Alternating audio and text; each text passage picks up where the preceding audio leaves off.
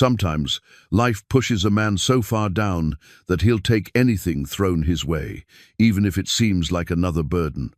Tom Morrison knew that feeling all too well, as he stared at the letter telling him he'd inherited a mansion nobody wanted. The crumbling Victorian house in Millbrook had been empty for 30 years. Everyone in town called it a money pit with rotting floors and a cracked foundation. Tom had lost his factory job 6 months ago. With his 8-year-old son, Danny, depending on him, he couldn't afford to turn down free housing. He figured he could work nights and weekends to make the old place livable. The mansion's previous owner had left behind more than just peeling wallpaper and broken windows. Tom didn't know he was about to stumble onto something that would change his family's life forever. But would this desperate father's search for a better life lead him to uncover the mystery that had been waiting in those walls for decades? Before we jump back in, tell us where you're tuning in from. And if this story touches you, make sure you're subscribed, because tomorrow I've saved something extra special for you. Tom Morrison had always been good with his hands. For 15 years, he'd built custom cabinets and restored old homes throughout the county, taking pride in bringing beauty back to forgotten places. His calloused fingers could read wood grain like others read books, understanding which boards would hold and which needed replacing. But 6 months ago, when Morrison Construction folded along with half the businesses in their small Indiana town, those skilled hands had little left to do except count the dwindling bills. The one-bedroom apartment he shared with Danny felt smaller every day. Boxes of his carpentry tools lined the walls like a museum of better times. Danny's bed was tucked into what should have been the dining area, his homework spread across a card table Tom had bought at a garage sale. The boy never complained, but Tom caught him sometimes staring out their single window at the house across the street, where the Thompson kids had their own rooms and a backyard with an actual swing set. Danny's worn baseball glove sat on the kitchen counter, a constant reminder of promises Tom struggled to keep. The leather was cracking, the webbing loose, but it was the most treasured thing his son owned. Tom had bought it 3 Christmases ago, when work was steady and hope came easy. Now it represented everything Tom wanted to give his boy, but couldn't afford little league fees, decent equipment, the kind of childhood where money wasn't always the silent worry in every conversation. "Dad, are we really going to live in a mansion?" Danny asked from his makeshift bed, his 8-year-old imagination already running wild with possibilities. Tom looked up from the inheritance letter he'd read a dozen times. The legal language was dry, but the message was clear. Henry Blackwood, a great-uncle Tom had never met, had left him a Victorian mansion in Millbrook, along with enough money in an estate account to cover the property taxes for exactly 1 year. After that, Tom would be on his own. It's not really a mansion, buddy, just an old house that needs a lot of work. But Mrs. Patterson said mansions have secret passages and hidden rooms. Danny's eyes lit up the way they used to when Tom would tell him bedtime stories about brave knights and magical kingdoms. Tom smiled despite himself. Danny had overheard their elderly neighbor talking about the Blackwood place when the inheritance letter arrived. Mrs. Patterson had lived in Millbrook her whole life and remembered when the mansion was the grandest house for miles around. She also remembered when it became the town's most infamous eyesore. "We'll see what we find when we get there, son, but don't get your hopes up too high. From what I hear, this place has been empty for 30 years. The drive to Millbrook took 2 hours through rolling farmland and small communities that had seen better days." Danny pressed his face to the passenger window, watching barns and silos drift past like monuments to a simpler time. Tom found himself thinking about his own childhood, growing up in similar country, where neighbors knew each other's names and people still believed in honest work and keeping your word. Millbrook appeared around a bend in the highway, like something from a Norman Rockwell painting, if Rockwell had painted during harder times. The main street held the bones of prosperity: a pharmacy with hand-painted signs, a diner with red vinyl booths visible through plate glass windows, a hardware store with genuine wooden floors that creaked under customers' feet. But half the storefronts were empty, their windows papered with old advertisements and faded "for rent" signs. Tom pulled into Henderson's Market to ask for directions. The elderly woman behind the counter had silver hair pulled back in a practical bun, and eyes that seemed to take measure of a person in one glance. "You must be Henry's great-nephew," she said before Tom could introduce himself. "I'm Margaret Henderson. I live next door to the Blackwood place." Her tone carried the weight of someone delivering both welcome and warning. "Yes, ma'am. Tom Morrison. This is my son, Danny." Mrs. Henderson's expression softened when she looked at the boy. "Well, Danny, I hope you're not afraid of big old houses. The Blackwood mansion is quite a sight." "Are there really secret passages?" Danny asked with the earnestness only children could muster. Mrs. Henderson glanced at Tom, something unreadable passing across her features. "Old houses hold many secrets, child. Some are wonderful discoveries. Others, well, some things are better left undisturbed." The mansion sat on 5 acres at the end of Elm Street, separated from its neighbors by overgrown hedges and a wrought-iron fence that had surrendered to rust and time. Tom's first glimpse made his heart sink and soar simultaneously. The 3-story Victorian was magnificent and tragic, like a grand dame fallen on hard times. The architecture was stunning, bay windows with intricate trim, a wraparound porch supported by carved columns, a tower room that rose above the main structure like a castle turret. But 30 years of neglect had taken their toll. Paint peeled from every surface in great curling sheets. Several windows were boarded up. The porch sagged in the middle, and missing shingles left the roof, looking like a smile with broken teeth. "Wow," Danny breathed, and Tom couldn't tell if it was wonder or disappointment. They walked the perimeter slowly, Tom's carpenter's eye cataloguing the work ahead. The foundation looked solid, built from the kind of stone quarried locally a century ago. The bones of the house were strong. It would be the cosmetic restoration that would test his skills and patience. The front door key had come with the inheritance papers, along with a note explaining that the utilities had been maintained at minimal levels to prevent pipes from freezing. When Tom turned the key and pushed open the heavy oak door, it swung inward with a groan that seemed to echo through empty rooms. The entry hall took his breath away. A grand staircase curved upward, its banister carved from what looked like solid walnut. The floors were wide plank hardwood, dulled by dust and neglect, but showing glimpses of rich honey color beneath the grime. Crown molding ran along 14-foot ceilings, and stained glass panels flanked the front door, casting colored shadows across the space. "Dad, look at this," Danny called from the parlor. He stood beneath a crystal chandelier, its hundreds of prisms catching the afternoon light, streaming through tall windows. Tom joined his son, running his hand along the fireplace mantel. The marble was veined in gray and gold, and the carved details showed the work of master craftsmen. Even in its current state, the room radiated elegance and history.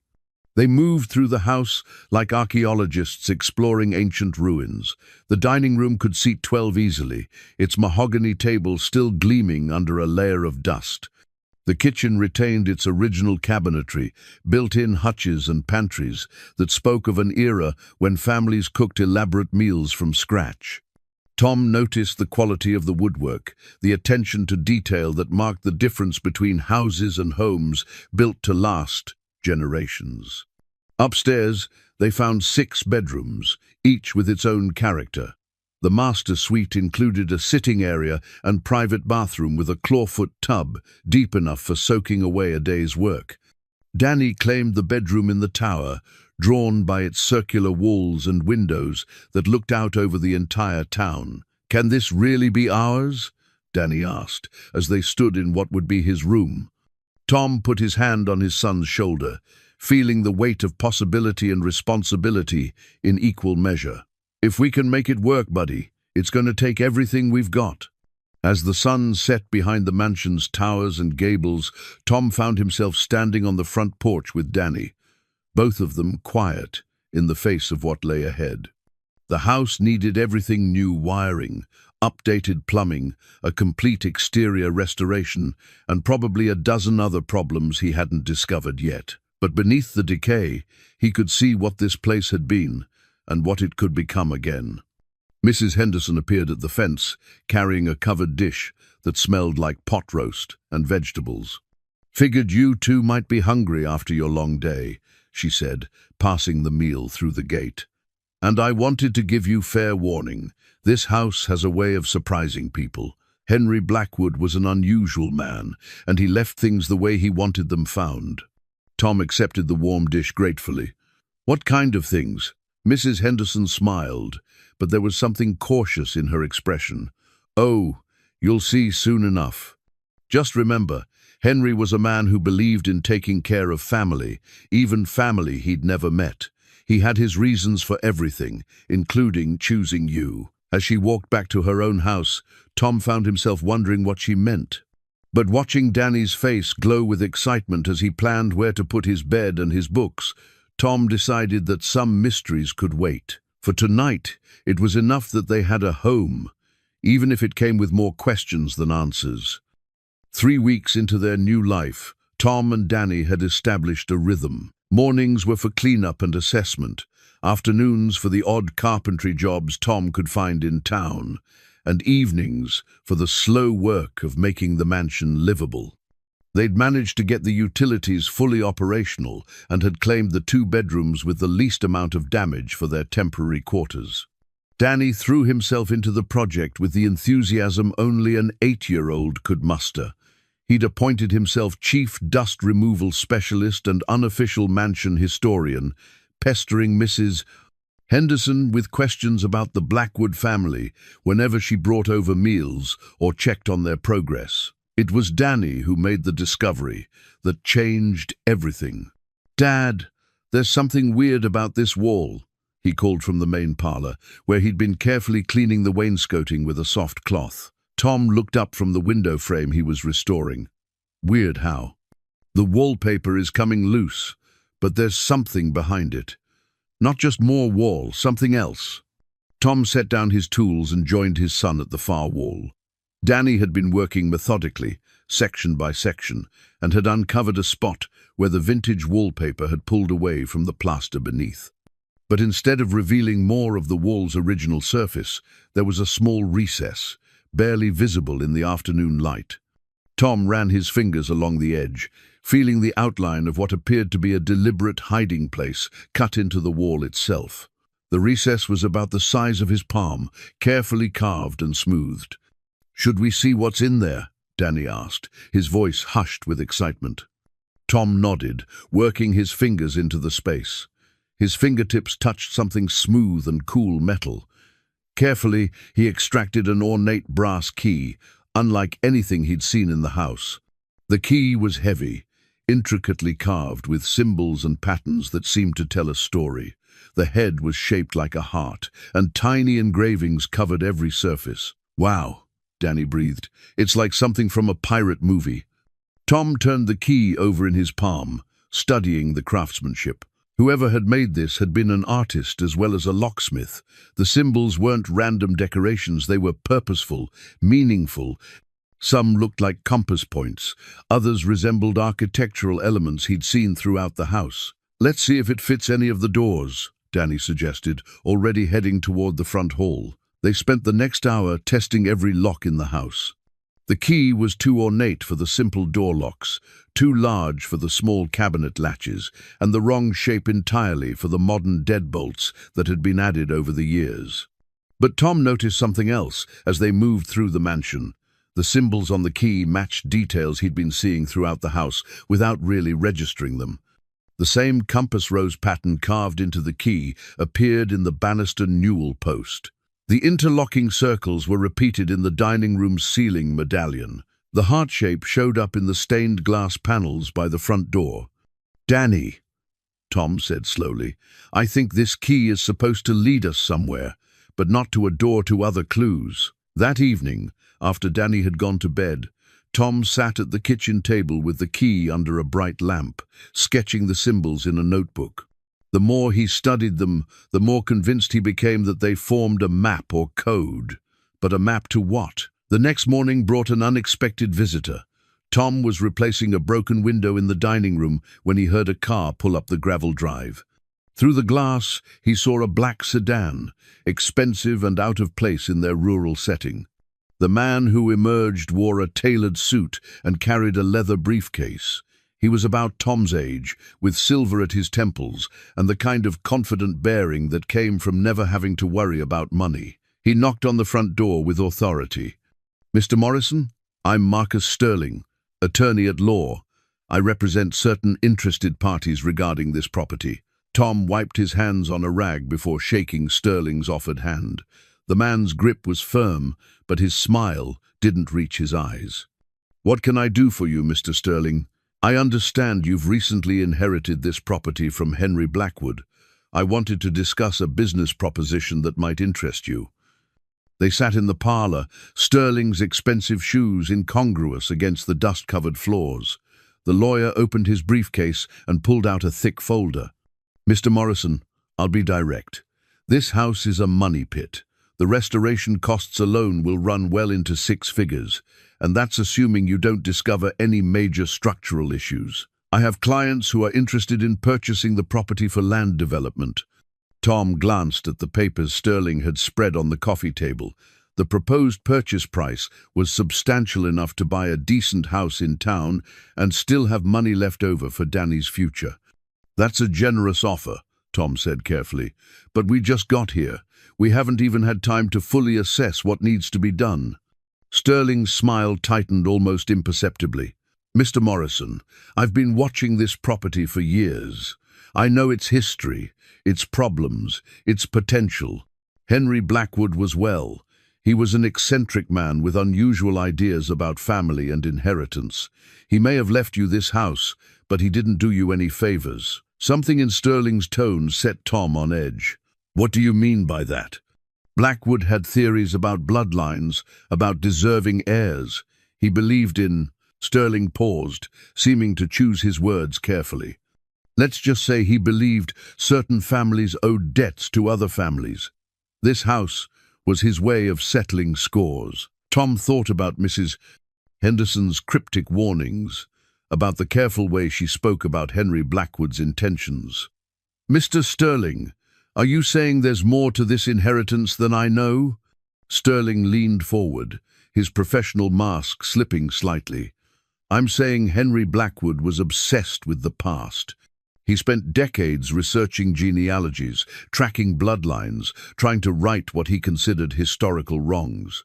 He left you this house for reasons that have nothing to do with generosity." Before Tom could respond, Danny's voice called from upstairs.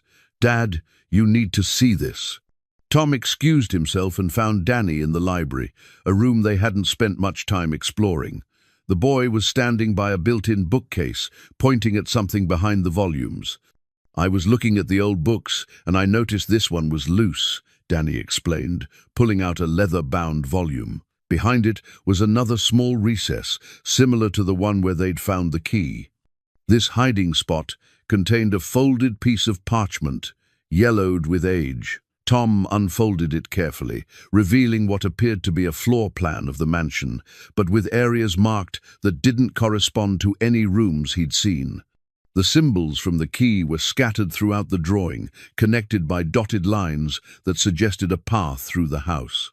At the bottom, in spidery handwriting, someone had written, "For the rightful heir, when the time comes, to claim what was lost." "Mr. Morrison?" Sterling's voice called from downstairs. "Is everything all right?" Tom quickly refolded the parchment and tucked it into his pocket. "We're fine. Just found some old books." When they returned to the parlor, Sterling was standing by the window, studying the grounds with obvious interest. "Beautiful property," he said. "Perfect for subdivision development. I appreciate your offer, Mr. Sterling, but I'm not ready to sell." Sterling's expression hardened. "Mr. Morrison, I strongly advise you to reconsider. This house has a history of bringing misfortune to its owners. Henry Blackwood disappeared under mysterious circumstances. The family before him lost everything and fled in the middle of the night. Perhaps it would be wise to break that pattern. After Sterling left, Tom sat on the front porch, with the parchment spread across his knees. The drawing was detailed and precise, showing not just the mansion's layout, but also what appeared to be hidden passages and secret rooms. If it was authentic, Henry Blackwood had designed this place as an elaborate puzzle. Mrs. Henderson appeared at the fence, as if she'd been waiting for Sterling to leave. "That man's been sniffing around this place for 20 years, she said without preamble, "ever since Henry disappeared." "Mrs. Henderson, what really happened to Henry Blackwood?" The elderly woman looked at the mansion with something like sadness. "Henry was a good man who made some hard choices. He spent his later years trying to make amends for things that happened long before you were born. He believed in justice, even when it came at personal cost." Sterling said something about debts between families. Mrs. Henderson nodded slowly. "The Blackwood and Sterling families have a complicated history. Henry felt responsible for wrongs done by previous generations. He wanted to make things right, but Marcus Sterling, well, he has different ideas about how debts should be paid." That night, after Danny was asleep, Tom studied the parchment by lamplight. The more he examined it, the more convinced he became that the ornate key was meant to unlock not just physical doors, but the secrets of the house itself. The symbols formed a trail, and if he could follow it correctly, he might discover what Henry Blackwood had really left behind. As he traced the dotted path with his finger, Tom realized that his inheritance was more than just a house. It was a challenge, a test, and possibly a gift that could change everything for him and Danny. But it was also something Marcus Sterling wanted very badly, which meant it was likely more valuable than anyone had told him. The ornate key felt warm in his palm as he made his decision. Tomorrow, he and Danny would begin following the trail Henry Blackwood had left for them. Whatever secrets lay hidden in the mansion's walls, they deserved to know the truth. The next morning dawned grey and drizzly, the kind of weather that made the mansion feel more mysterious than welcoming. Tom had slept poorly, his mind churning over Sterling's warnings and the parchment's promise of hidden secrets. But Danny's excitement was infectious as they prepared to follow the trail laid out in Henry Blackwood's drawing. "It's like a real treasure hunt," Danny said, bouncing on his toes as Tom spread the parchment across the kitchen table. "Where do we start?" Tom studied the diagram, comparing it to his growing familiarity with the house's layout. The first symbol, a compass rose, was marked in what appeared to be the library. They'd already found the parchment there, which suggested they were on the right track. The library was a cozy room with floor-to-ceiling bookshelves and a large window that looked out over the overgrown garden. Most of the books were still in place, volumes on history, architecture, and what appeared to be genealogical research. Tom noticed that many of the genealogy books were marked with bookmarks and handwritten notes. Following the parchment's guidance, they focused their search on the fireplace area. The mantel was carved mahogany, matching the library's built-in shelving. Tom ran his hands along the wood, feeling for anything that might be loose or unusual. "Dad, look at this," Danny called from beside the hearth. He'd discovered that one of the decorative tiles around the fireplace opening was slightly raised compared to the others. Tom knelt beside his son and examined the tile. When he pressed it gently, it shifted under his touch. Working carefully, he managed to pry it free, revealing a shallow compartment behind. Inside was a leather photo album, its cover embossed with the same heart symbol from the ornate key. They carried the album to the window seat and opened it together. The first pages contained formal portraits from what appeared to be the 1960s and 70s, a distinguished man with dark hair and kind eyes, sometimes alone, sometimes with a beautiful woman with auburn hair and a gentle smile. "That must be Henry Blackwood," Tom said, studying the man's face for any family resemblance. There was something familiar about the eyes, the set of the jaw. As they turned the pages, the photos became more personal and intimate. Henry and the woman walking through gardens, sharing meals, laughing together on what appeared to be travels across Europe. But Tom noticed something troubling in the later photos. The woman looked sad, and Henry appeared increasingly isolated. The final pages of the album contained pictures of a young boy, perhaps Danny's age, with the same dark hair as Henry and the woman's bright smile. But written beside many of these photos were dates and cryptic annotations in the same spidery handwriting they'd seen on the parchment. Clara's son, one notation read, born September 15, 1972, the future we cannot claim. Another photo showed the boy with what appeared to be different parents, a stern-faced man in a business suit and a woman who was clearly not Clara. The annotation here was more disturbing. Robert's claim, the lie we must live.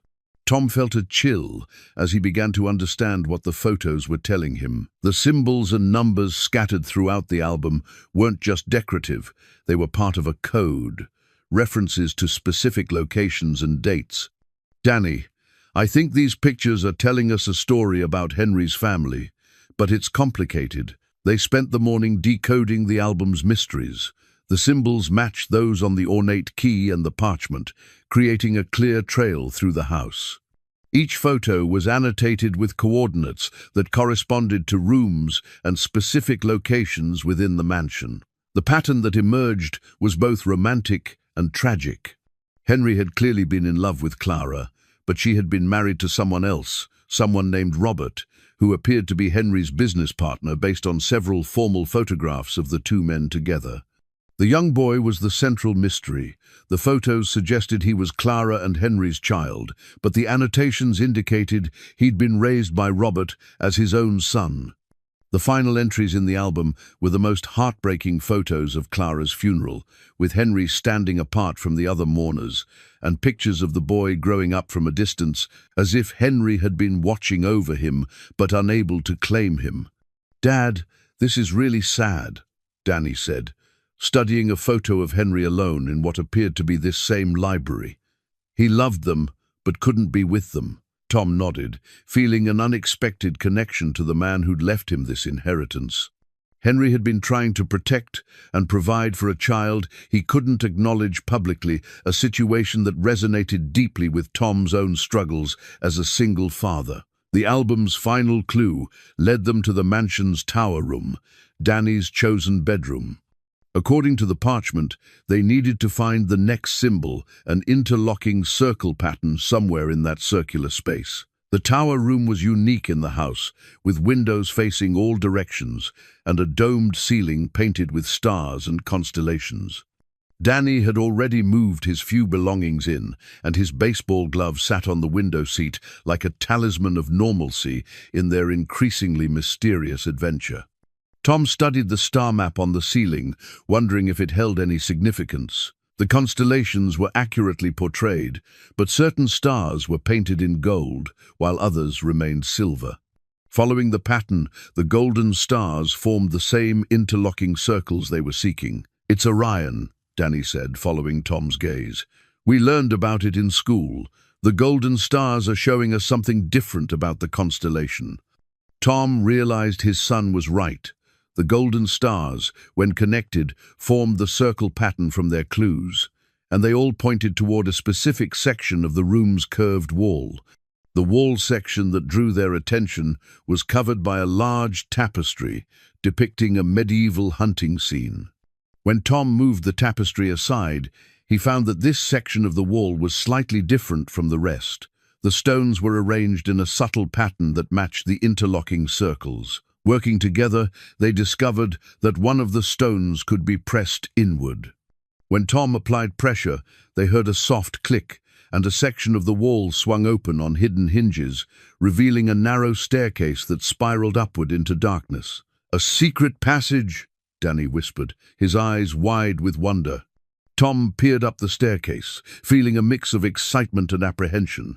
The steps were carved stone, worn smooth by age but still solid. A cool breeze drifted down from above, suggesting the passage led to another room, or perhaps even outside.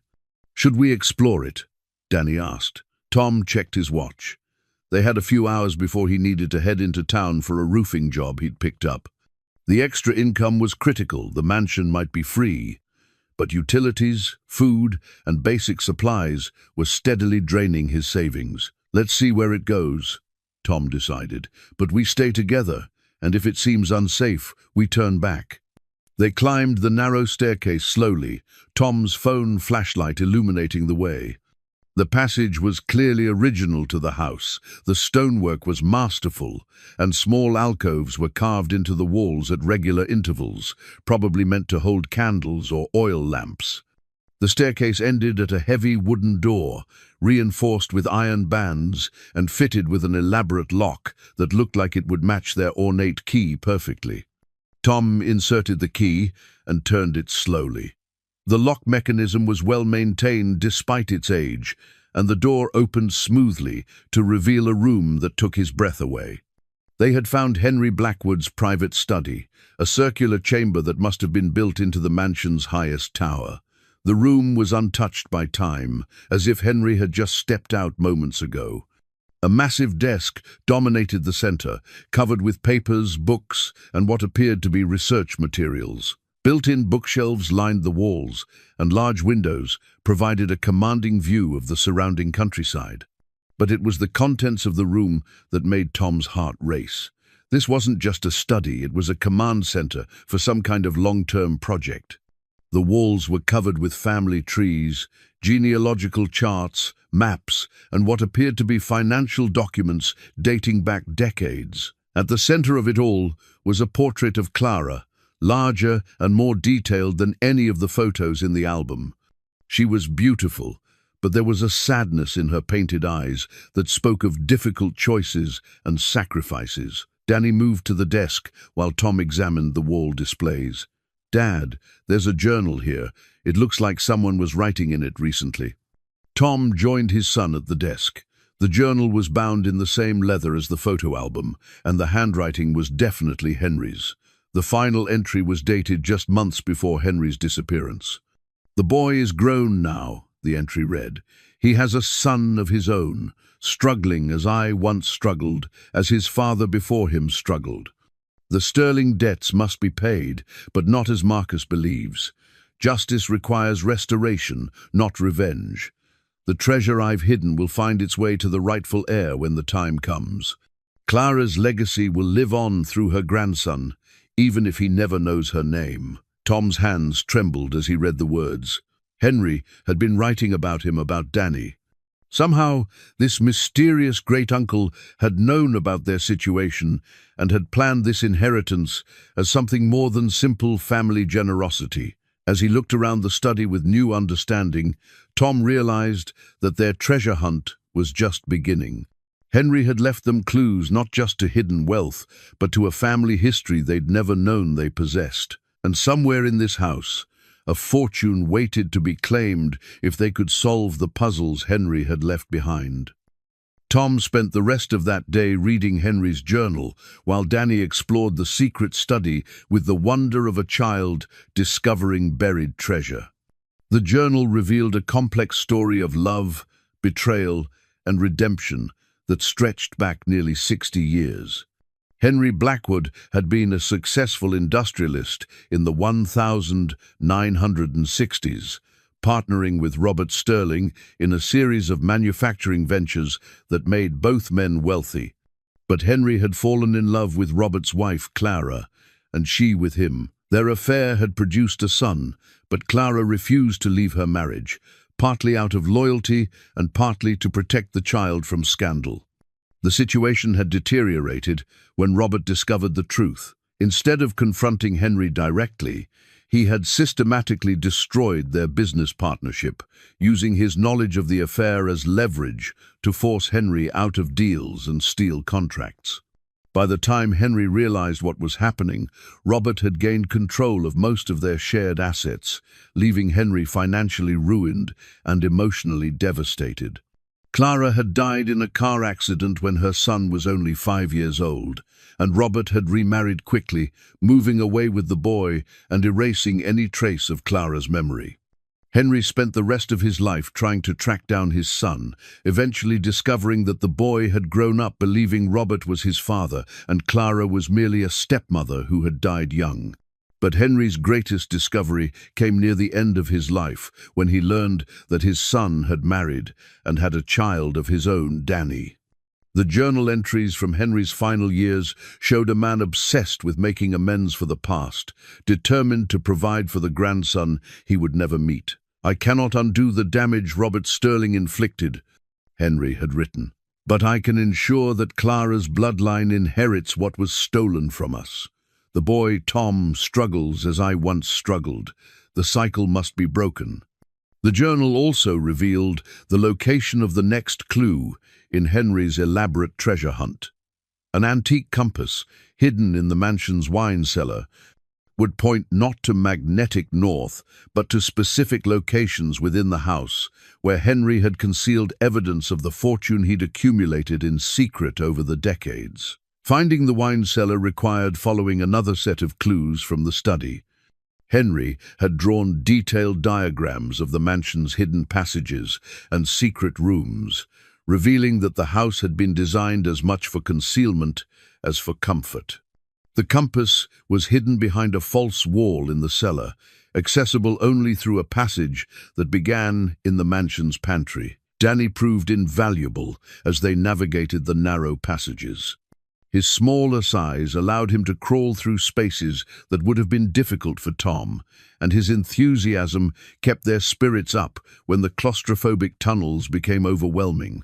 The wine cellar was a masterpiece of stonework, with arched ceilings and racks that had once held hundreds of bottles. Now it was empty except for dust and the faint smell of wine that had long since evaporated. But hidden in an alcove behind the wine racks, they found Henry's compass. The antique instrument was beautiful, its brass case engraved with the same symbols they'd been following throughout the house. But when Tom held it level, the needle didn't point north. It swung toward the mansion's foundation wall with unwavering certainty. "It's not broken," Tom realized. "It's been modified to point to something specific." Following the compass led them to a section of the cellar wall that looked identical to all the others. But careful examination revealed that several stones could be removed, and behind them was another hiding place. This one contained a collection of love letters, tied with a faded ribbon and preserved in an oiled leather pouch. The letters were from Clara to Henry, written over the course of their affair and hidden away after her death. They painted a picture of a woman torn between duty and desire, deeply in love, but unwilling to abandon her responsibilities. "My dearest Henry," one letter began, "I know our love brings pain to everyone we care about, but I cannot help believing that some connections transcend the rules society imposes upon us. Our son will never know his true father, but perhaps someday he will understand that he was conceived in love, not convenience." Another letter, written shortly before Clara's death, contained a revelation that stunned Tom. "I have spoken with my lawyer about my will. If anything happens to me, there is a small fund set aside for our son's future. Robert must never know about it. The account information is hidden, where only someone who truly understands our story would think to look." The compass pointed them to yet another location, this time in the mansion's formal dining room. There, behind a portrait of the house's original builder, they discovered a safe hidden in the wall. The combination was Clara's birthday, which they'd learned from the photo album. Inside the safe were financial documents dating back 40 years, showing that Clara had indeed established a secret trust fund for her son. But more importantly, they found evidence that Henry had been systematically moving his assets into hidden accounts and investments, building a fortune that existed completely outside the business empire Robert Sterling had stolen from him. The documents painted a picture of a man who had spent decades planning for this moment. Henry had liquidated his remaining visible assets in the years before his disappearance, converting everything into gold, cash, and untraceable investments. The total value was staggering, nearly $200 million, accumulated over 30 years of careful planning and patient investing. But the real revelation came in Henry's final letter to his unknown heir, sealed in an envelope marked, "For Clara's grandson, Tom." the letter began, and seeing his name in Henry's handwriting sent chills down Tom's spine. If you are reading this, then my plan has worked, and you have proven yourself worthy of Clara's legacy. You have followed the clues I left because you understand the value of persistence and the importance of family, even family you have never known. The letter went on to explain that the treasure hunt was more than just a puzzle, it was a test of character. Henry had designed the clues to require patience, intelligence, and most importantly, the kind of father's love that would persist even when the task seemed impossible. You have spent these weeks working to provide for your son while solving my riddles, Henry wrote. This tells me that you are the man Clara would want her grandson to be. The fortune I leave you comes with only one condition, that you remember where it came from and why it exists. Robert Sterling stole from our family through treachery and betrayal. I do not ask you to seek revenge, but I do ask that you protect what is yours from those who would take it through similar means. The letter's final paragraphs contained warnings about Marcus Sterling, Robert's son, who had inherited both his father's business empire and his obsession with the Blackwood fortune. Marcus had been searching for Henry's hidden assets for decades, believing they were rightfully his as compensation for his father's damaged reputation. Marcus Sterling is dangerous because he believes his own lies, Henry warned. He has convinced himself that I cheated his father, when the truth is exactly the opposite. He will not give up easily when he learns you have found what he has been seeking. Be careful, and trust only those who knew Clara's true story. As Tom finished reading the letter, the weight of his inheritance became clear.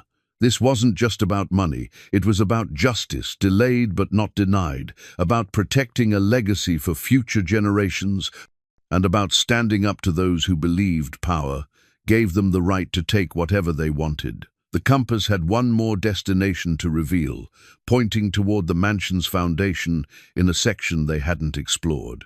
Tom realized that Henry's greatest secret was still waiting to be discovered, hidden somewhere beneath the house itself. But as they prepared to follow the compass to its final destination, Tom heard car doors slamming in the driveway. Through the cellar's small windows, he could see multiple vehicles, Marcus Sterling's black sedan and what appeared to be a sheriff's car. "Dad," Danny whispered, "are we in trouble?" Tom gathered the letters and documents quickly, his mind racing. They had found evidence of a fortune that could change their lives forever, but they hadn't yet located the fortune itself. And now Marcus Sterling was at their door, probably with legal papers and official support. "No, buddy, we're not in trouble," Tom said, though he wasn't entirely sure that was true. "But I think our treasure hunt just got a lot more complicated." Tom and Danny emerged from the cellar through the pantry passage, just as heavy knocking echoed through the mansion. Tom quickly secured the documents in Henry's study, making sure the secret passage was properly hidden before answering the door. Marcus Sterling stood on the front porch with Sheriff Williams, a man Tom recognized from his trips to town. Sterling's expression was grim, and he carried a thick folder of legal documents. "Mr. Morrison," Sterling said without preamble, "I have a court order to inspect this property for evidence of stolen assets." Sheriff Williams looked uncomfortable, but handed Tom the official papers. "Sorry about this, Tom. Mr. Sterling here claims there's property in this house that legally belongs to his family estate." Tom scanned the documents, his heart sinking. Sterling had somehow obtained a search warrant based on claims that Henry Blackwood had embezzled funds from the Sterling family business decades ago. The warrant gave Sterling the right to examine the mansion for any evidence of hidden assets. "Mr. Sterling," Tom said carefully, "I inherited this house legally. I have all the paperwork." "The house?" "Yes," Sterling interrupted, "but not necessarily everything in it. My father kept meticulous records of his business dealings with Henry Blackwood. I have evidence that Blackwood stole nearly $50 million from their partnership before disappearing." Danny stayed close to Tom's side as the men entered the mansion. Tom could see his son was frightened by the official nature of the visit, but also confused about why their treasure hunt had suddenly become a legal matter. Sterling moved through the house with obvious familiarity, examining rooms and checking behind furniture as if he'd been there before. Tom realized that the lawyer had probably been watching the property for years, waiting for an opportunity like this. "Sheriff Williams," Tom said, "how exactly does this work? Do I have any rights here?" The sheriff nodded sympathetically. "You have the right to observe the search and to have any seized property documented. But if they find evidence of stolen assets, those items would need to be held pending a court hearing." Sterling was particularly interested in the library and dining room, the areas where Tom and Danny had made their most significant discoveries. He examined the fireplace where they'd found the photo album and spent considerable time studying the portrait that had hidden Clara's safe. "Mr. Morrison," Sterling said as he worked, "I want you to understand something. Henry Blackwood was a master manipulator. He convinced my father to trust him, then systematically looted their shared assets. When my father discovered the theft, Blackwood disappeared rather than face justice." Tom thought about Henry's journal and the very different story it told. According to Henry's account, Robert Sterling had been the one who used treachery and blackmail to steal their business empire. But Tom couldn't reveal that knowledge without exposing their discoveries. The search continued for 2 hours, with Sterling growing increasingly frustrated as he failed to find what he was looking for. Tom watched nervously as the lawyer examined the areas near their hidden passages, but Sterling seemed unaware of the mansion's secret architecture. "There has to be something here," Sterling muttered, running his hands along the dining room walls. 40 years of planning, and he just disappears? No one hides that successfully without leaving traces. Sheriff Williams was examining the paperwork. Tom had shown him the inheritance documents and property transfer. "Mr. Sterling, everything here looks legitimate. Mr. Morrison inherited this property through proper legal channels." "The property, yes," Sterling repeated. "But Blackwood was paranoid about banks and government oversight. He converted everything to physical assets, gold, cash, artwork, items that could be hidden and moved without leaving paper trails." Tom felt a chill as he realized how much Sterling knew about Henry's methods. The lawyer had clearly been researching this for decades, building a case and waiting for the right moment to act. As the afternoon wore on, Sterling's search became more invasive. He examined the kitchen pantry, where their secret passage began, though he didn't discover the hidden entrance. He spent significant time in the tower room, studying the star map on the ceiling and moving furniture to check the walls. "Daddy," Danny whispered when Sterling was distracted, "should we tell them about the secret rooms?" Tom shook his head slightly. Something about Sterling's intensity and obvious desperation made him reluctant to reveal their discoveries. Henry's warnings about trusting only those who knew Clara's true story echoed in his mind. The search finally ended when Sterling ran out of areas to examine. He stood in the mansion's front hall, clearly frustrated, but trying to maintain his professional demeanor. "Mr. Morrison, I want to make you an offer," he said. "I'm prepared to double my previous purchase price for this property, $2 million, cash, with a quick closing." Tom felt Danny's surprised intake of breath. $2 million was more money than they'd ever dreamed of having. It would solve every financial problem they'd ever faced and provide security for Danny's entire future.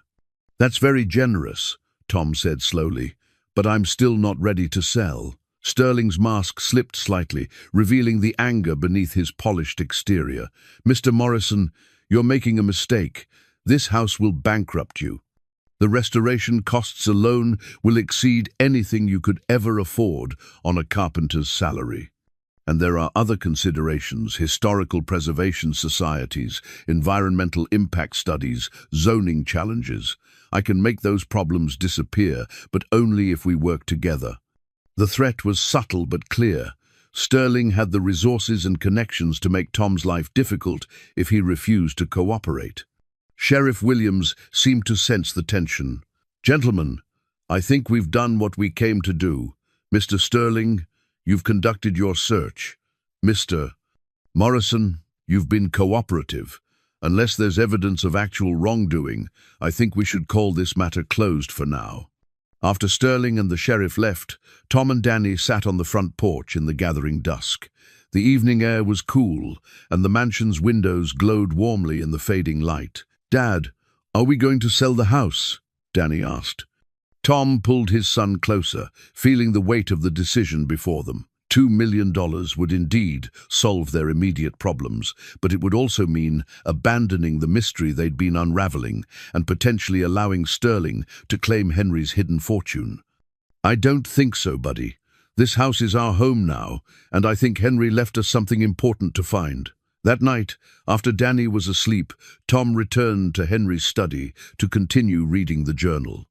The later entries revealed more about Marcus Sterling's character and the lengths he'd gone to in searching for the Blackwood fortune. "Marcus has inherited his father's sense of entitlement," Henry had written. "He believes that wealth should flow to those born to privilege, regardless of how it was originally obtained. He will never understand that true justice requires acknowledging past wrongs, not perpetuating them." The journal also contained warnings about Sterling's methods. Over the years, Marcus had used legal harassment, financial pressure, and political connections to force previous owners of properties he believed contained Blackwood assets to sell to him. The mansion had changed hands 3 times since Henry's disappearance, and each time Sterling had been the ultimate beneficiary. He creates problems for ordinary people, then offers to solve those problems in exchange for what he wants, Henry had noted. "It is a refined form of extortion, dressed in legal language and justified by invented grievances." Tom realized that Sterling's offer to help with zoning and preservation issues wasn't generosity, it was a threat. The lawyer was probably already working behind the scenes to create the very problems he'd mentioned. But Henry's journal also revealed something that gave Tom hope. Hidden in the mansion's foundation was not just a fortune, but a complete archive of documents proving Robert Sterling's theft of the Blackwood business empire. Henry had spent years collecting evidence, building a case that would vindicate his reputation and expose the Sterling family's true history. "The truth has waited 60 years to be told," Henry had written. "When the right person finds these documents, the Sterling lies will finally be exposed." The compass was pointing them toward that final cache, hidden somewhere beneath the mansion in what Henry called the heart of the house. But accessing it would require solving one last puzzle, and Tom suspected they were running out of time before Sterling made his next move. The next few days brought a series of seemingly unrelated problems that Tom quickly recognized as Sterling's handiwork. First, the county building inspector arrived unannounced, citing complaints about potential code violations in the mansion's electrical system. Then came a letter from the state environmental agency demanding soil tests for possible contamination. Finally, the local Historical Preservation Society contacted Tom about placing the mansion under a restrictive designation that would severely limit any renovation work. Each issue required time Tom didn't have and money he couldn't afford. The building inspector wanted $3,000 in electrical upgrades before he'd approve their occupancy permit. The environmental testing would cost another $2,000. The historical designation process required legal representation that could run into the tens of thousands. "It's like someone is trying to force us out," Danny observed with the clarity that sometimes comes from a child's perspective. Tom nodded grimly. Sterling was orchestrating a campaign of bureaucratic harassment designed to make keeping the mansion financially impossible. But giving up now would mean abandoning not just their home, but the truth Henry had preserved for them to discover. Mrs. Henderson proved to be an unexpected ally in their struggle. She arrived one morning with coffee and homemade muffins, but also with information about Sterling's tactics. "He did the same thing to the Washingtons when they owned this place in the 90s, she explained, settling into a chair in the mansion's restored kitchen. "Created one problem after another until they couldn't afford to fight anymore. Then he swooped in with a generous offer to buy them out." "How do you know all this?" Tom asked. Mrs. Henderson smiled, and Tom caught a glimpse of the sharp intelligence behind her grandmotherly exterior. Tom, I've lived next door to this house for 40 years. I've seen 3 families driven out by Marcus Sterling's games. I also knew Henry Blackwood well enough to understand what he was planning. She reached into her purse and pulled out a small object wrapped in tissue paper. When she unwrapped it, Tom saw a locket, the same one they'd found in the wine cellar, or one exactly like it. Henry gave this to me before he disappeared, Mrs. Henderson said. He told me that someday Clara's grandson would come to claim his inheritance, and when that happened, I was to help however I could. Tom stared at the locket, then at Mrs. Henderson. You knew? You knew about me and Danny? I suspected when you first arrived. You have Clara's eyes, and Danny has Henry's stubborn chin. But I became certain when I saw how you approached the house, not as someone looking to profit from it, but as someone trying to build a home. The locket contained a tiny scroll, much like the one from their earlier discovery. But this scroll was different. It was a map of the mansion's foundation, showing the location of what Henry called the Vault of Truth. Henry spent his final years preparing for this moment, Mrs. Henderson explained. He knew Sterling would never stop searching, never accept that the fortune was beyond his reach. So Henry designed a test only someone who truly understood Clara's story and cared about family would be able to find what he hid. The map showed that the vault was accessible through the mansion's basement, but not through any conventional entrance. Instead, it required following a specific sequence of hidden passages and solving a mechanical puzzle that Henry had built into the house's foundation. The puzzle requires 2 people, Mrs. Henderson noted, pointing to the diagram. Henry designed it so that a parent and child working together could solve it, but a single person, no matter how clever, could not. Tom realized this was why Danny had been so important to their quest. Henry hadn't just left clues for his heir to follow, he'd created challenges that could only be overcome by the kind of teamwork that came from genuine family bonds. But their planning was interrupted by another crisis. Tom returned from a job interview in town to find Danny waiting on the front porch with tears in his eyes. "Dad, there were men here looking for you. They said we have to leave." Tom's heart sank as he read the eviction notice they'd posted on the front door. Sterling had somehow obtained a court order claiming that Tom's occupancy of the mansion violated the terms of Henry's will. According to the document, Tom had 30 days to vacate the property or face forcible removal. Mrs. Henderson examined the papers with the expertise of someone who'd seen similar documents before. "This is nonsense," she said firmly. "Henry's will was perfectly clear, and I have copies of all the original documents. But Sterling knows that fighting this in court will cost more than you can afford." That evening, as Tom tucked Danny into bed in the tower room they'd both grown to love, his son asked the question Tom had been dreading. "Are we going to have to move again?" Tom looked around the circular room with its star-painted ceiling and tall windows overlooking the countryside. Danny had finally found a place where he felt safe and happy, where he could have adventures and help solve mysteries. The thought of taking that away from him was almost unbearable. "Not if I can help it, buddy. We're going to find what Henry left for us, and then we're going to fight for our right to stay here. Even if it's scary?" Tom smiled, remembering his own father's words from years ago. "Especially when it's scary, that's when fighting matters most." The next morning brought new resolve. Tom and Danny, with Mrs. Henderson's help, began the final phase of their treasure hunt. Using the foundation map and Henry's compass, they located the entrance to the deepest part of the mansion's hidden passage system. The entrance was concealed behind what appeared to be a solid stone wall in the basement's far corner.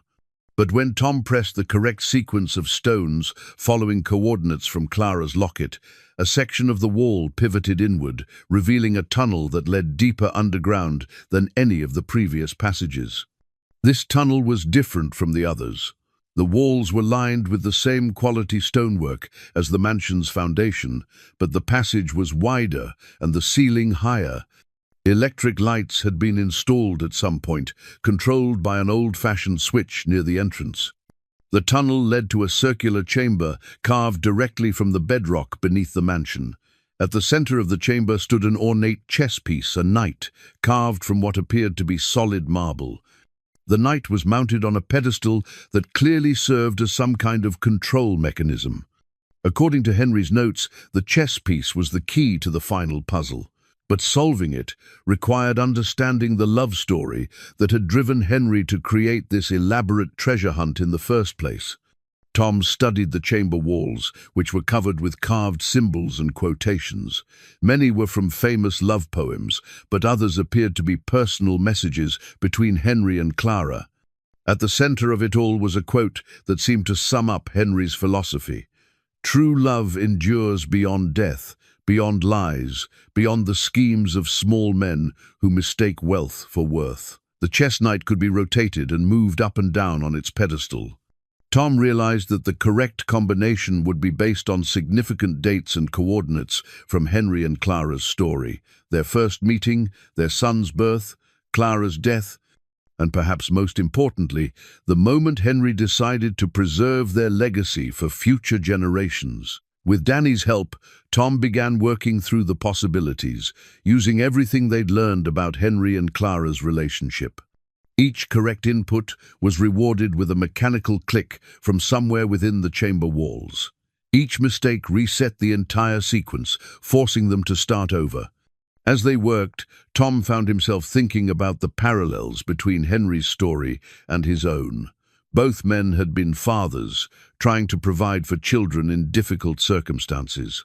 Both had faced powerful enemies who used wealth and influence to take what didn't belong to them. And both had discovered that the most important treasures couldn't be bought or stolen.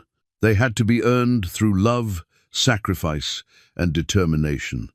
The final click echoed through the chamber with a finality that made both Tom and Danny hold their breath.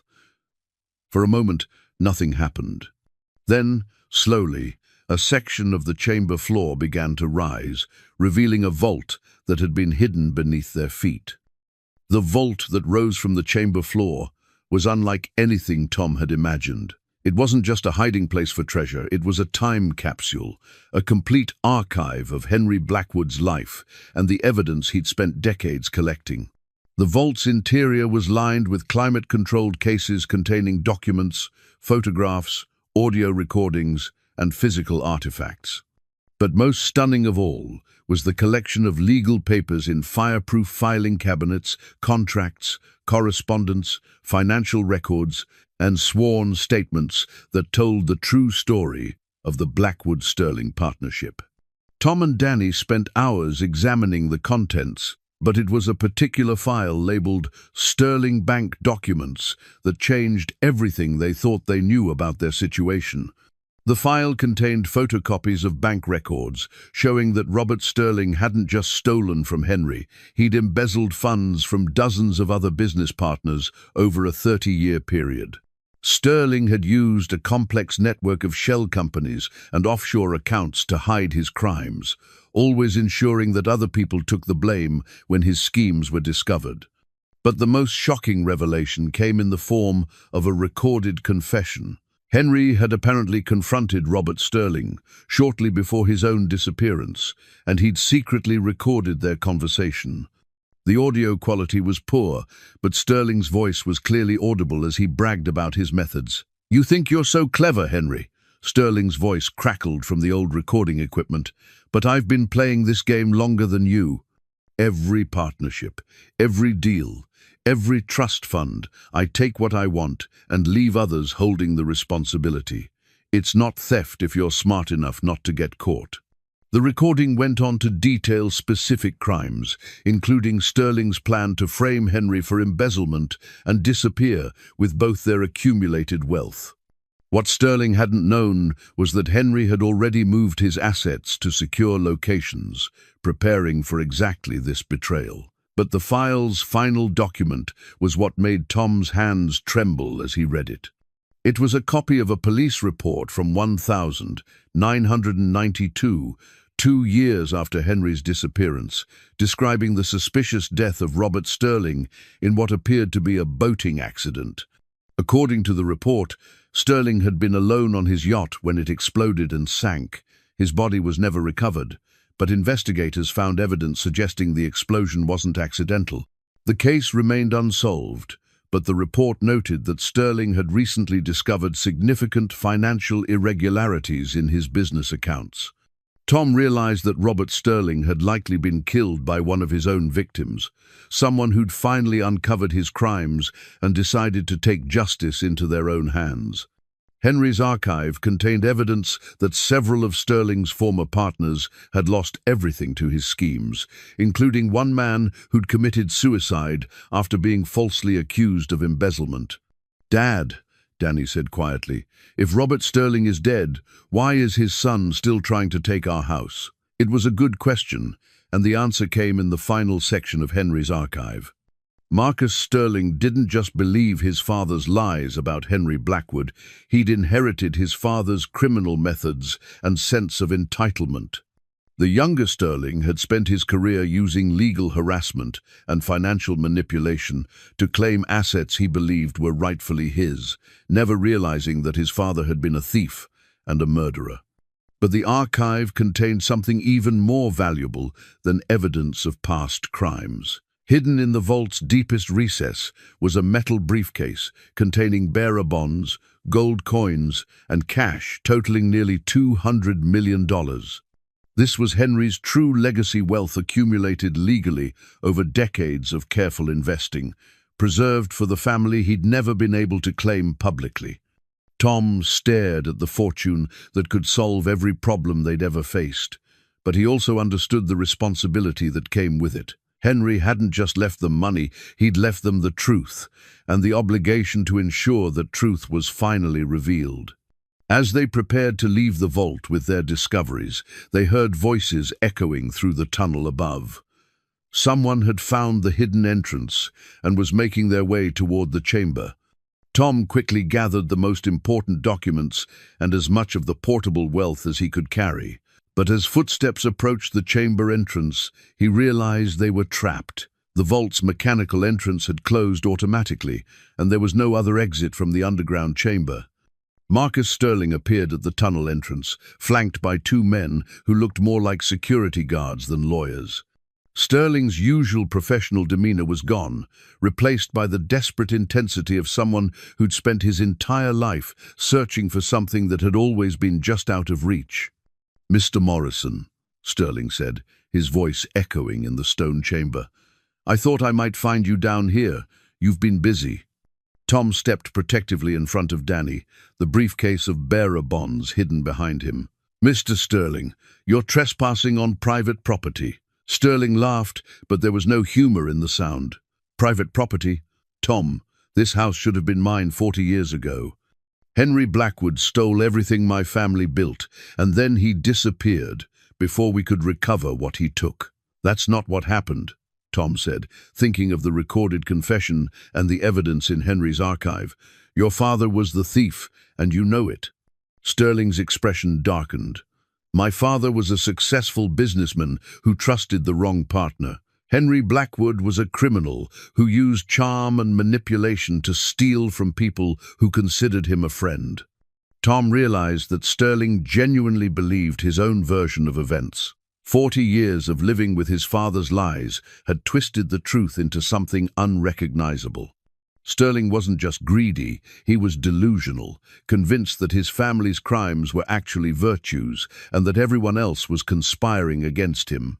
"Mr. Sterling," Tom said carefully, "I have evidence that proves Henry was innocent. Documents, recordings, financial records that show exactly what your father did. Evidence." Sterling's voice rose dangerously. "Evidence planted by a master manipulator to make himself look innocent? Tom, you're being used, just like everyone else who trusted Henry Blackwood." One of Sterling's companions moved closer, and Tom noticed the man's hand resting on what appeared to be a weapon concealed beneath his jacket. These weren't lawyers or investigators, they were enforcers, the kind of people who solved problems through intimidation and violence. "Dad," Danny whispered, pressing close to Tom's side. "I'm scared." Tom felt a surge of protective rage. Sterling's obsession with the past was threatening to destroy the future Tom was trying to build for his son. Whatever Henry had hidden in this chamber, it wasn't worth Danny's safety. "What do you want, Sterling?" Tom asked. Sterling smiled, and Tom saw his father's ruthless calculation in the expression. "I want what's mine. Everything Henry stole, everything he hid, everything he thought he could keep from its rightful owners. And I want you and your son to disappear, just like Henry did." The threat was clear and immediate. Sterling wasn't just trying to claim the Blackwood fortune, he was prepared to eliminate anyone who stood in his way, including an 8-year-old boy whose only crime was inheriting the wrong great-uncle's secrets. Tom realized that their treasure hunt had been leading to this moment all along. Henry hadn't just hidden a fortune, he'd set a trap for the Sterling family, ensuring that their final confrontation would take place on ground of his choosing, surrounded by evidence of their crimes. But Henry couldn't have predicted that the confrontation would involve an innocent child. As Sterling's men moved to block the tunnel exit, Tom understood that solving Henry's puzzles had been the easy part. The real test was just beginning. Tom's mind raced as he assessed their situation. Sterling and his men controlled the only exit, but Tom had one advantage. He understood the chamber's hidden mechanisms, while Sterling was operating blind. The chess knight that had opened the vault was still active, and Tom remembered seeing other symbols around the chamber that might trigger additional functions. "Sterling," Tom said, buying time while he studied the chamber walls, "before you do something you'll regret, you should know that other people are aware of what we found down here." Sterling raised an eyebrow. "Really? Who exactly knows about your little treasure hunt?" "Mrs. Henderson, for one. She's been helping us, and she knows we came down here today. If something happens to us, she'll call the authorities." "Margaret Henderson," Sterling said with disdain. "That old woman has been a thorn in my side for decades. She's the one who's been feeding you information about my family's business." Tom realized that Sterling's hatred ran deeper than just the Blackwood fortune. Mrs. Henderson represented everyone who'd witnessed his father's crimes and refused to accept the Sterling family's version of history. "She knows the truth about your father," Tom said, "just like Henry did. That's why you're really here, not for money, but to bury the evidence that would destroy your family's reputation." Sterling's mask slipped completely, revealing the rage beneath his polished exterior. "My father built an empire through hard work and intelligence. He created jobs, supported communities, contributed to charities. Henry Blackwood was a parasite who destroyed everything he touched. Your father was a thief and a murderer," Tom said, thinking of the recorded confession and the suspicious circumstances surrounding Robert Sterling's death. "And you've spent your life covering up his crimes." One of Sterling's men stepped forward, clearly impatient with the conversation. "Boss, we should wrap this up. The longer we stay down here, the more complicated this gets." Sterling nodded, but Tom caught a subtle movement from Danny. His son had noticed something. Tom had missed a small alcove in the chamber wall that contained what appeared to be an emergency communication system. Henry had built the chamber with multiple safeguards, including a way to call for help if something went wrong. Tom needed to create a distraction to give Danny a chance to reach the communication device. But he also needed to protect the evidence they'd discovered and ensure that Sterling's crimes were finally exposed. "You know what I think happened, Sterling?" Tom said, moving slightly to draw attention away from Danny's position. "I think your father discovered that Henry had evidence of his embezzlement. So he tried to kill Henry and make it look like an accident, just like what happened to him 2 years later." Sterling's eyes narrowed dangerously. "You don't know what you're talking about." "But Henry was too smart for your father. He hid the evidence and disappeared, leaving your father to wonder for the rest of his short life whether someone would expose his crimes. And eventually, someone did." "My father died in a boating accident," Sterling said, but his voice lacked conviction. "Your father was murdered by one of his victims," Tom pressed on. someone who'd lost everything to his schemes and decided to take justice into their own hands. The police report is right here in Henry's files. Danny had reached the alcove and was examining the communication device. Tom could see his son's lips moving silently as he read the instructions Henry had left for emergency situations. Sterling was becoming increasingly agitated, pacing the small space like a caged animal. Even if that were true, it doesn't change anything. My family's assets were stolen, and I have every right to recover them. What assets? Tom challenged. Everything your father accumulated came from theft and embezzlement. Henry's fortune was earned honestly, through legitimate investments and careful planning. You have no claim to any of it. I have the only claim that matters, Sterling snarled. Power, influence, the ability to take what I want and destroy anyone who tries to stop me. Tom realized that reasoning with Sterling was impossible. The man had inherited his father's pathological sense of entitlement and would never accept that his family's wealth had been built on crime. But Danny had activated something in the alcove. Tom could hear a faint humming sound that suggested electronic equipment was powering up. Sterling noticed the sound too and spun toward Danny's position. "What did you do?" "I called for help," Danny said, with the simple honesty of a child. Like Great-Uncle Henry's instructions, said to do if bad people came to the treasure room. Sterling's face went white with rage. "You little—" He started toward Danny, but Tom intercepted him, placing himself between Sterling and his son. "Don't even think about it." "Dad, it worked," Danny called excitedly. "The police are coming, and Mrs. Henderson too." Tom heard the communication device crackling to life, broadcasting their emergency signal to multiple receivers. Henry had designed the system to alert not just local authorities, but also federal agencies that would be interested in the evidence of financial crimes hidden in the chamber. Sterling's men were getting nervous, clearly uncomfortable with the idea of law enforcement involvement. "Boss, maybe we should get out of here." "No," Sterling said firmly. "We've come too far to quit now. If we leave empty-handed, we'll never get another chance." He turned to Tom with desperate intensity. "Morrison, I'm prepared to make you a deal.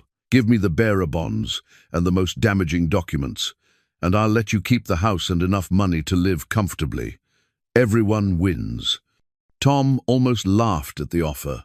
Sterling was so focused on covering up his family's crimes that he still didn't understand the true value of what Henry had left behind. The money was important, but the evidence was priceless. It would vindicate Henry's memory and expose decades of Sterling family corruption. "No deal," Tom said. "This ends here, today.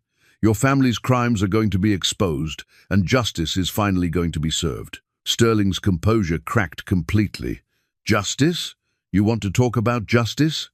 My father worked for everything he had, while Henry Blackwood seduced other men's wives and stole from his business partners. Where's the justice in that?" "Your father raped and murdered," Tom said quietly, thinking of Clara's letters and the evidence in Henry's files. "He used blackmail and extortion to destroy innocent people. And you've continued his legacy by terrorizing families and stealing property that was never yours to begin with." The sound of voices echoed from the tunnel above. Law enforcement was arriving faster than anyone had expected. Sterling looked around the chamber desperately, searching for another exit or some way to escape with what he'd come for. "There is no other way out," Tom said, reading Sterling's thoughts. "Henry designed this place as a trap for people exactly like you.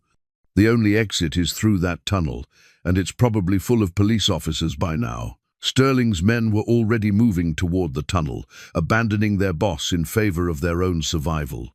But Sterling himself seemed frozen by the magnitude of his failure. He'd spent his entire life building toward this moment, and now it was slipping away from him. 40 years, he whispered. 40 years of searching, planning, waiting for the right opportunity. It can't end like this. "It should have ended with your father's death," Tom said. "Henry gave you decades to live with your stolen wealth and false reputation. That was more mercy than your family deserved." Sheriff Williams's voice called down from the tunnel entrance.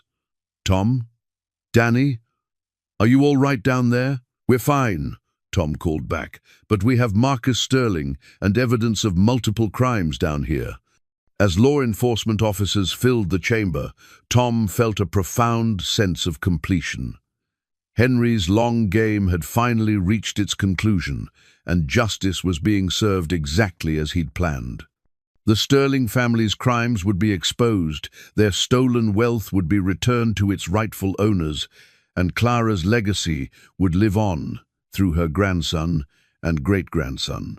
But Tom also realized that their real adventure was just beginning. The fortune Henry had left them would provide security and opportunities they'd never dreamed of, but it would also bring responsibilities. They would need to honor Henry's memory and use their inheritance to help others who'd been victimized by people like the Sterlings. As they prepared to leave the chamber for the last time, Tom put his arm around Danny's shoulders. "So, buddy, what do you think about our treasure hunt now?" Danny looked around the chamber with wonder and satisfaction. "I think Great-Uncle Henry would be proud of us, Dad.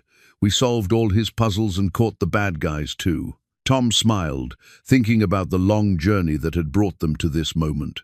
They'd started as a desperate father and son looking for a free place to live, and they'd ended up uncovering a conspiracy that spanned generations. But most importantly, they'd discovered that they were part of a family legacy built on love, sacrifice, and the belief that truth would eventually triumph over injustice. The climb back through the tunnel felt like emerging from one life into another. Above ground, the mansion waited for them, no longer a crumbling burden, but a home where they could build their future together. The chamber erupted into controlled chaos as FBI agents, local police, and federal prosecutors descended into Henry's hidden vault. Tom and Danny were quickly moved to safety while investigators began the painstaking process of cataloging evidence that spanned decades of financial crimes.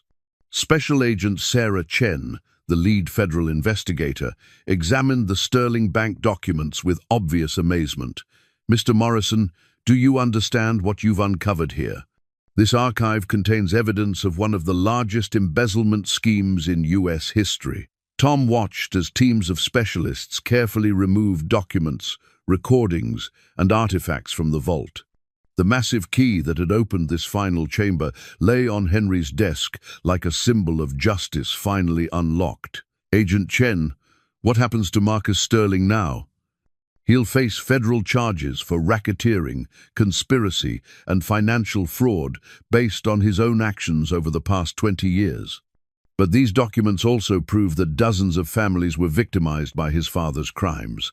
Some of those cases can still be prosecuted posthumously, which means stolen assets can be returned to survivors."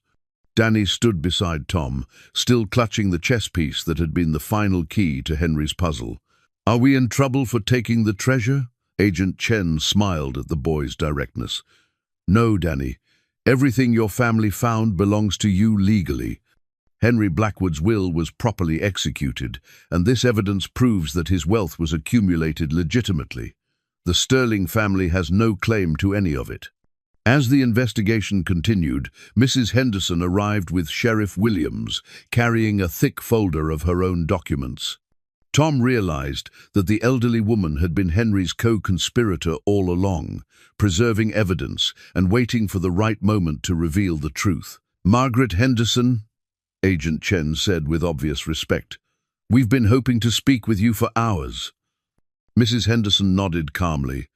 "I've been Henry's record keeper for 40 years, Agent Chen. Every document, every recording, every piece of evidence in that vault, I helped him organize and preserve it all." She opened her folder to reveal additional bank records, correspondence, and legal documents that complemented the archive in Henry's vault. Henry knew that Marcus Sterling would never stop searching, never accept defeat. So we prepared for this day, the day when all the secrets would finally come to light. Tom felt a surge of gratitude toward the woman who'd been protecting their inheritance long before they'd arrived in Millbrook. "Mrs. Henderson, why didn't you tell us from the beginning?" Because Henry's plan required you to discover the truth for yourselves, she explained. If I'd simply handed you the evidence, you might not have understood its significance. But by following Henry's clues, by learning Clara's story, by understanding the sacrifices they made, you've become worthy guardians of their legacy. Marcus Sterling, meanwhile, sat in handcuffs while federal agents read him his rights. His expensive suit was rumpled, his carefully maintained composure completely shattered. As he was led away, he turned back to Tom with a mixture of hatred and disbelief. "This isn't over, Morrison," he called out. "My family has resources you can't imagine. We'll fight this in court for decades if necessary." Agent Chen shook her head. "Mr. Sterling, with the evidence we've recovered today, your family's assets will be frozen, pending investigation. We're looking at RICO violations, money laundering, conspiracy charges. Your legal bills alone will bankrupt what's left of your empire." As Sterling disappeared up the tunnel under federal escort, Tom felt a profound sense of closure. The man who'd terrorized 3 generations of property owners had finally been held accountable for his crimes. But the day's revelations weren't finished. In the deepest recess of Henry's vault, investigators discovered a final cache of documents that changed everything Tom thought he knew about his family history. These papers contained proof that Clara's son, Tom's father, had been systematically denied his inheritance through Robert Sterling's manipulation of legal documents. Sterling had forged Clara's will, stolen trust funds meant for her child, and used intimidation to prevent anyone from questioning his actions. "Your father was the rightful heir to a substantial fortune," Agent Chen explained to Tom. "But Sterling made sure he never knew about it. The money went into offshore accounts that Marcus has been using to fund his harassment campaigns against property owners like you." Tom thought about his father, who died young from the stress of working multiple jobs to support his family.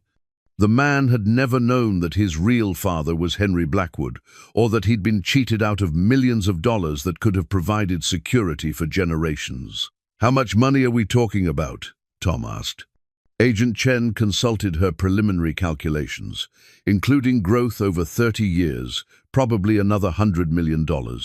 Plus the original Sterling assets that were stolen from the Blackwood partnership. "Your family is entitled to significant compensation." Danny tugged on Tom's sleeve. "Dad, does this mean we're really rich now?" Tom knelt down to his son's level, still struggling to process the magnitude of their inheritance. "It means we'll never have to worry about money again, buddy.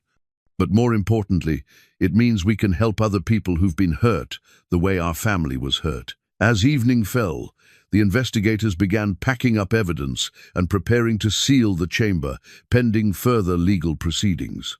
Tom and Danny were free to return to the mansion, but their lives had been fundamentally changed by the day's discoveries. Mrs. Henderson walked with them through the hidden passages, explaining more about Henry's long-term strategy. He could have exposed the Sterling crimes at any time over the past 40 years, she said, but he wanted to wait until Marcus had committed enough crimes of his own to ensure that justice would be complete. So he let Sterling get away with harassment and intimidation just to build a stronger case?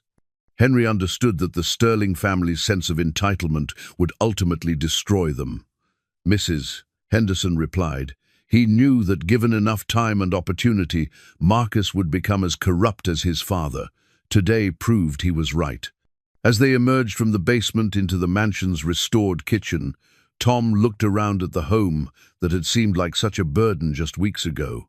Now it represented not just shelter, but legacy, a place where Clara and Henry's love story had been preserved, where justice had finally been served, and where Tom and Danny could build a future worthy of the sacrifices that had made it possible. The ornate key that had started their adventure lay on the kitchen table, no longer mysterious but somehow still magical. It had unlocked more than hidden chambers. It had unlocked the truth about their family, their history, and their place in a story that stretched back generations. "Mrs. Henderson," Tom said, "what do we do now?" The elderly woman smiled with the satisfaction of someone who'd spent decades planning for this moment. "Now, Tom, you live the life Henry and Clara always wanted for their family. You use this gift to build something good, something lasting, and you remember that the real treasure was never the money, it was the love that preserved it for you." 2 weeks after Marcus Sterling's arrest, Tom found himself sitting in the vault chamber one final time before it was permanently sealed. In his hands was Clara's wedding ring, discovered in a small velvet box that had been Henry's most treasured possession. The ring was simple but elegant, a white gold band set with a modest diamond that caught the chamber's artificial light like captured starlight. But it was the note wrapped around the ring box that brought tears to Tom's eyes. "My dearest love," Clara had written in her careful script, "I know our time together must end, but please understand that you have given me something precious beyond measure, not just our son, but the knowledge that true love exists even when the world conspires against it. I return this ring not because I don't treasure it, but because I want you to give it someday to the woman who can love you openly, as you deserve to be loved. Our son will carry our love forward, even if he never knows our names. That is enough for me. That must be enough for both of us." Tom realized that Clara had given up everything, her marriage, her security, even her son, to protect the people she loved from scandal and ruin. Her sacrifice had preserved not just Henry's reputation, but their child's future, ensuring that he could grow up without the burden of his parents' forbidden love.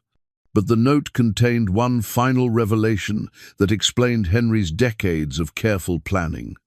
Clara had been pregnant again when she died, carrying Henry's second child. The car accident that killed her had also destroyed the family they might have built together, leaving Henry with only memories and an unshakable determination to honor her legacy.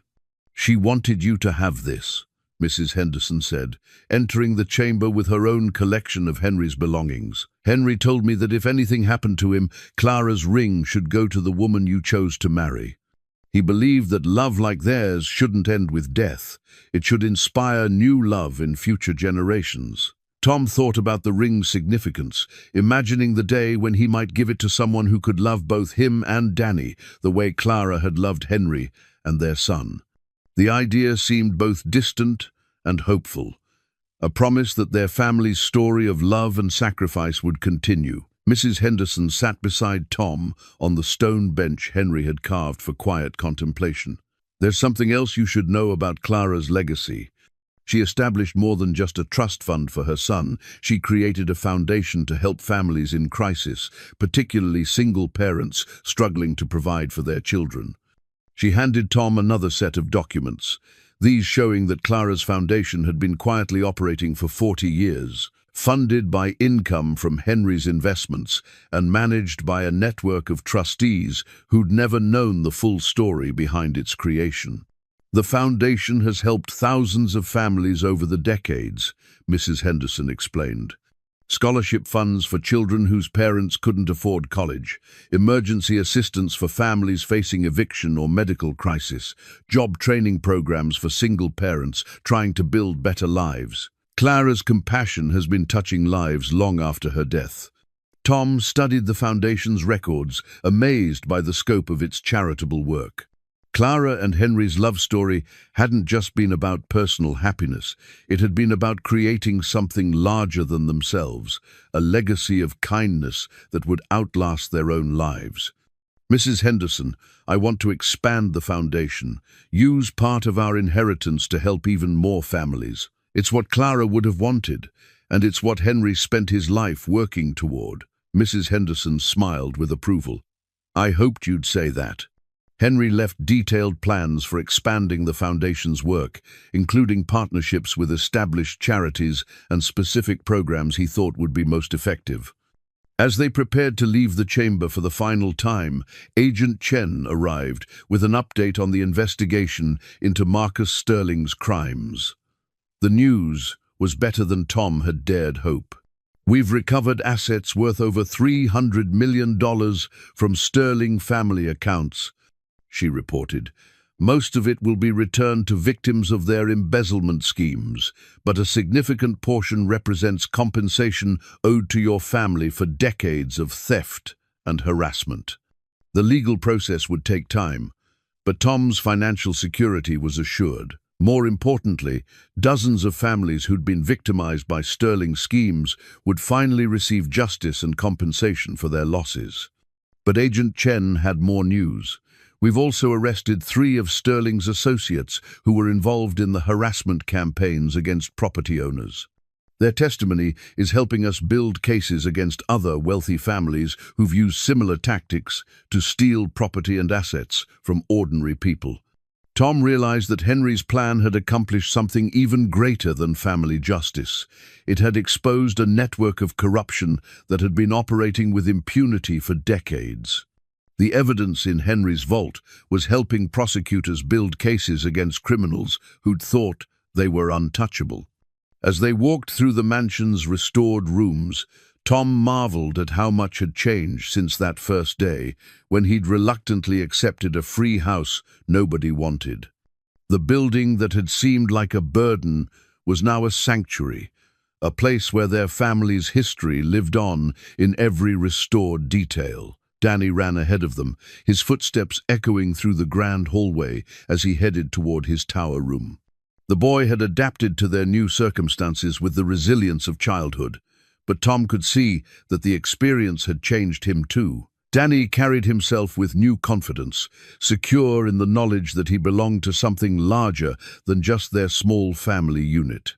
"Dad," Danny called from the staircase, "can we keep the secret passages, even after the investigation is finished?" Tom laughed, imagining the adventures Danny would have exploring the mansion's hidden architecture. "I think we can arrange that, buddy. This house is full of secrets worth preserving." As evening settled over Millbrook, Tom stood on the mansion's front porch with Mrs. Henderson, watching the sun set behind the trees that lined their property. The house glowed warmly in the fading light, no longer mysterious or threatening, but welcoming and peaceful. "Henry would be proud of you," Mrs. Henderson said quietly. "You've honored his memory and Clara's sacrifice. You've proven that their love wasn't wasted, that it could inspire goodness in future generations." Tom thought about the long journey that had brought them to this moment, from desperation and uncertainty to security and purpose. They'd gained more than money. They'd gained a sense of belonging to something meaningful, a family legacy built on love and justice rather than greed and corruption. The ornate key that had started their adventure was now displayed in a place of honor in Henry's study, a reminder of the mysteries they'd solved and the family they'd discovered. But Tom knew that their real treasure wasn't hidden in secret chambers or locked in vaults. Their treasure was the future they could build together, the lives they could touch through Clara's foundation, and the knowledge that love and sacrifice could triumph over greed and corruption. Clara's wedding ring would wait in Henry's safe until the day Tom found someone worthy of its legacy, someone who could understand that true wealth came not from what you accumulated, but from what you gave away in service to others. As stars appeared in the darkening sky, Tom felt Henry and Clara's presence in the mansion they'd preserved for him. Their love story had ended in tragedy, but it had also created something beautiful, a family reunited, a wrong righted, and a legacy that would inspire goodness for generations to come. 6 months later, Tom stood in the mansion's restored garden, watching Danny play catch with a new baseball pristine white leather that gleamed in the afternoon sunlight. The boy's throwing arm had improved dramatically since they'd moved to Millbrook, but more importantly, his confidence had blossomed along with their new life. The mansion itself had been transformed from a crumbling relic into a showcase of Victorian elegance. Tom had hired local craftsmen to complete the restoration, providing jobs for skilled workers who'd been struggling in the economic downturn.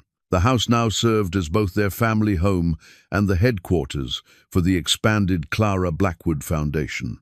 Mrs. Henderson had moved into the mansion's guest wing, serving as the foundation's administrative coordinator and unofficial family historian. Her presence filled the house with warmth and wisdom, and she'd become the grandmother figure Danny had never known he needed. The foundation's impact had exceeded Tom's most optimistic projections. Using a portion of the recovered sterling assets, they'd established scholarship programs in 12 states, emergency assistance funds for families in crisis, and job training centers that specialized in helping single parents develop marketable skills. But perhaps most satisfying was the partnership they'd formed with local law enforcement to help other families who'd been victimized by property harassment schemes. The evidence from Henry's vault had inspired investigations across the country, leading to the recovery of millions in stolen assets and the prosecution of corrupt developers who'd been operating with impunity for decades. Tom had also fulfilled a promise to himself by starting Morrison Restoration, a construction company that specialized in preserving historic homes. The work combined his carpentry skills with his newfound appreciation for family legacy, and he'd quickly built a reputation for craftsmanship that honored both architectural heritage and modern comfort. Marcus Sterling, meanwhile, had been sentenced to 25 years in federal prison after pleading guilty to racketeering, conspiracy, and fraud charges. His business empire had been dismantled, with assets returned to victims of his family's crimes.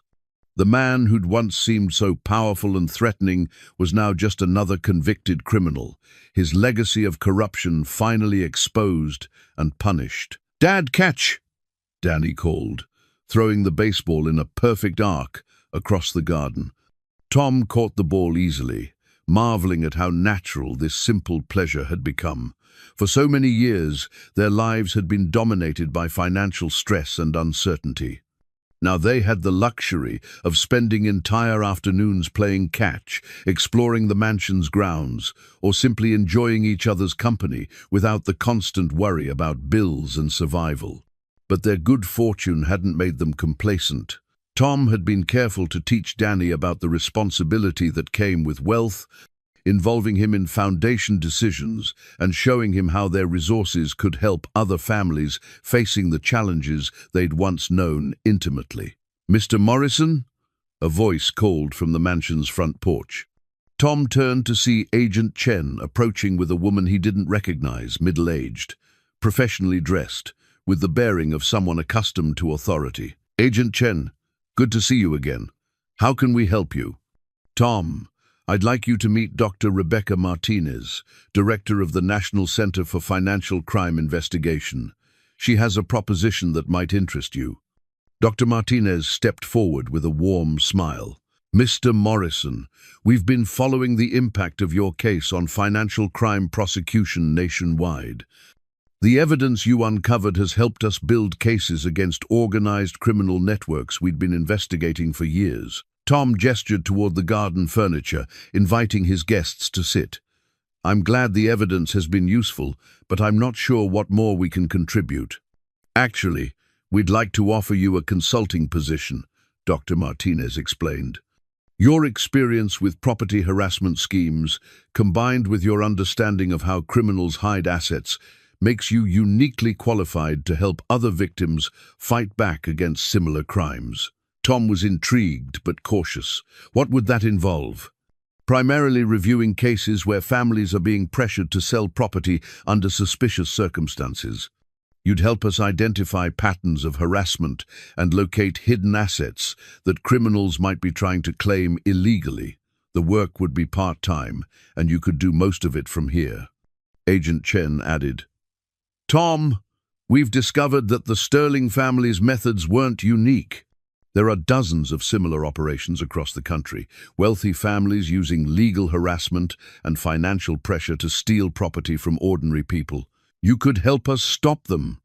Tom thought about the families he could help, people facing the same kind of systematic intimidation he and Danny had experienced. The consulting work would give him a chance to turn their traumatic experience into something positive, using their knowledge to protect others from similar victimization. "Can I think about it?" Tom asked. "Of course," Dr. Martinez replied. Take all the time you need, but I hope you'll consider it. Your story has already inspired changes in how we investigate financial crimes. Your continued involvement could help us prevent similar cases from occurring. After his guests left, Tom found Mrs. Henderson in the foundation office, reviewing applications for emergency assistance grants. The elderly woman had thrown herself into the charitable work with remarkable energy, as if she'd been waiting her entire life for the opportunity to help others on this scale. "How many applications this week?" Tom asked. 47, Mrs. Henderson replied. Single mothers, elderly people facing foreclosure, families dealing with medical emergencies. Each one represents real people in crisis, just like you and Danny were 6 months ago. Tom reviewed some of the applications, struck by how many of the stories echoed his own experiences. Financial emergencies, job losses, medical bills that exceeded insurance coverage. The foundation was addressing problems that could devastate any family, regardless of their previous stability. "Mrs. Henderson, I've been thinking about expanding our scope even further. What if we created a legal defense fund specifically for families facing property harassment? We could provide them with the kind of legal representation that people like Sterling use against ordinary families." Mrs. Henderson's eyes lit up with enthusiasm. Henry would love that idea. He always believed that justice should be available to everyone, not just those who could afford expensive lawyers. That evening, Tom sat in Henry's study, reading through the great-uncle's journal one more time. The leather-bound book had become his source of wisdom and inspiration, a guide for navigating the responsibilities that came with their inheritance. "The measure of a man's worth," Henry had written, "is not what he accumulates for himself, but what he preserves for future generations. Wealth that serves only its owner becomes worthless upon his death, but wealth that serves humanity becomes immortal." Tom understood now why Henry had designed such an elaborate treasure hunt. The puzzles and challenges hadn't just been tests of intelligence or persistence, they'd been lessons in the values that should guide their use of the inherited fortune. Henry had wanted to ensure that his wealth would go to someone who understood the difference between having money and being worthy of it. Danny appeared in the study doorway, still carrying his baseball and glowing with the satisfaction of a day spent in simple pleasures. "Dad, Mrs. Henderson says dinner's ready. She made that pot roast you like." Tom smiled, struck by how completely their lives had been transformed. 6 months ago, they'd been surviving on whatever meals Mrs. Henderson had brought them out of kindness. Now they were a real family, gathered around their own dinner table in their own home, discussing plans to help other families achieve similar stability. "Danny, before we go eat, I want to ask you something. How would you feel if I took a job helping other families who are being bullied by people like Marcus Sterling?" Danny considered the question with the seriousness he'd developed since their adventure began. "Would it help people like us? People who don't have enough money to fight back?" "Yes, exactly like that." "Then I think you should do it," Danny said decisively. "Great-Uncle Henry and Clara would want us to help people, right?" Tom felt a surge of pride in his son's instinctive understanding of their responsibilities. Danny had learned the right lessons from their experience, that privilege came with obligations, that strength should be used to protect the vulnerable, and that family meant more than just blood relations. As they walked toward the dining room together, Tom caught sight of Clara's portrait in the front hall. The painted woman seemed to smile with approval, as if she understood that her sacrifice had ultimately created something beautiful, a family reunited, a wrong righted, and a legacy of compassion that would outlast them all. The mansion's dinner table, once covered with dust and neglect, now held Mrs.